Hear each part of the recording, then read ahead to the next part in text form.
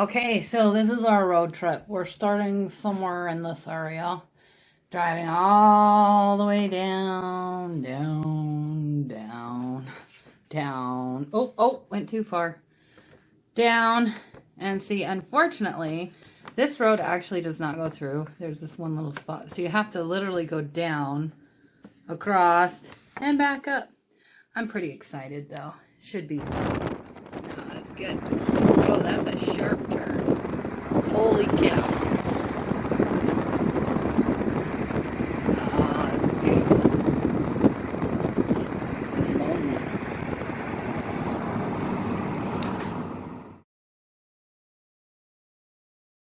So we're at a little stop. It's right between Circleville and Panagooch. I don't know how to say it. But this is a cool place to stop. You got souvenirs and stuff. And then look at this cool thing. Oh, the sun is like literally in my eyes. There we go.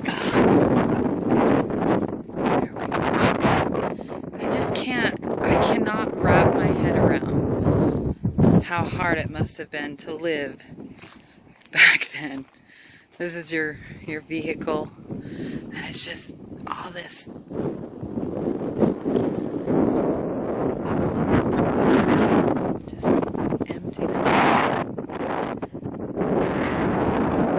fascinating to see them, be reminded how big the world is and how small we are in it. Snack you got? I got a scorpion. Of course. And some ostrich jerky. I wonder what that's going to taste like. Oh, like chicken. He had a $50,000 reward. Butch Cassidy. I wouldn't turn him in either. So cool. Let's go look at that house. Okay, and we are here. This is really cool. Here we go. Butch Cassidy childhood home. Robert Leroy Parker, aka Butch Cassidy, lived here with his family from 1880 to around 1884. So he was 14 when his family moved here, and about 18 when he left. Research about Parker's life here is ongoing. Information uncovered so far shows he was a fun big brother, loved dancing and racing horses, liked to read, was a hard worker, was kind to animals. Take that, PETA. Eventually, there will be permanent signs at this point to provide information about Butch's life as a teenager and his later life as a minor rancher and adventurer. So it's quite lovely out here. So desolate. It's very, very windy. And I'll go over to the house. This is really cool here. More lives than a dozen cats. On November 8th, 1901, the Salt Lake Tribune reported Butch Cassidy has more lives than a dozen cats, and his ubiquitousness is more than a match for his multitudinous lives. He's been killed time and again within the past 5 years, and he has also taken part in every notorious robbery during that time. Butch Cassidy evidently is not a mere man. He is a criminal syndicate. And then this is Pinkerton's National Detective Agency, $2,000 reward.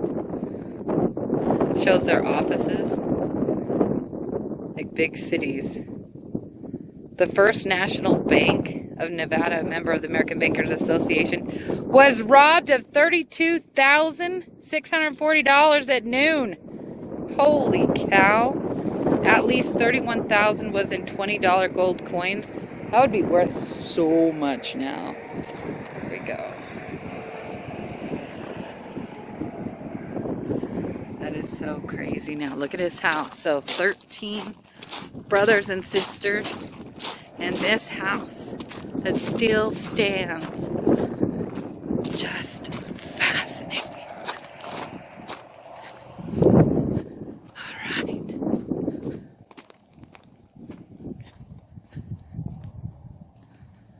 Oh.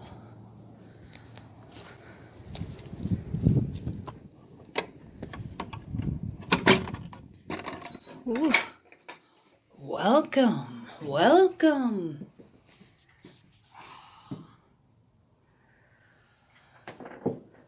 I wish people wouldn't touch glass when it's something like this. So small. See, this is the only way to afford 13 kittens. Gotta have a nice studio with a loft where they can all sleep. So amazing. Oh, wow. All the doors. It's quite drafty. And luckily, it's a warm winter day. Look at that.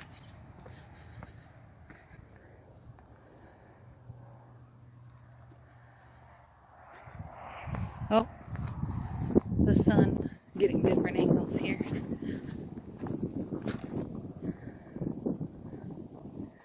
And then, of course, this is where the barn? I don't know.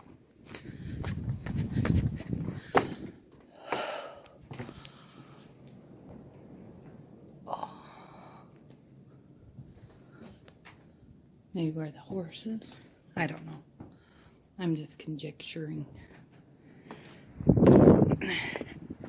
And then we have this cool placard. So, it's so cold. Ooh, okay, that wind. Fred Hayes. Look at that.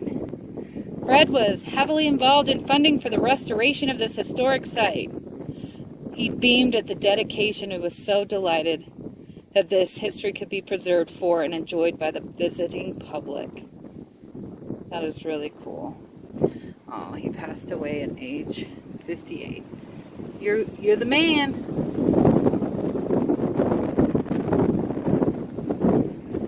So neat.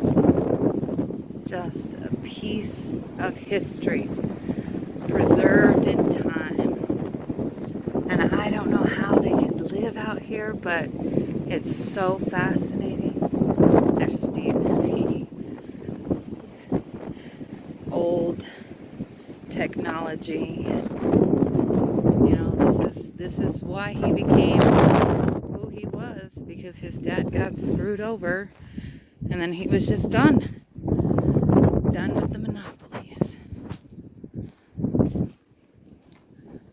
done with the corruption, done with working so hard your whole life just to have someone come and take it from you.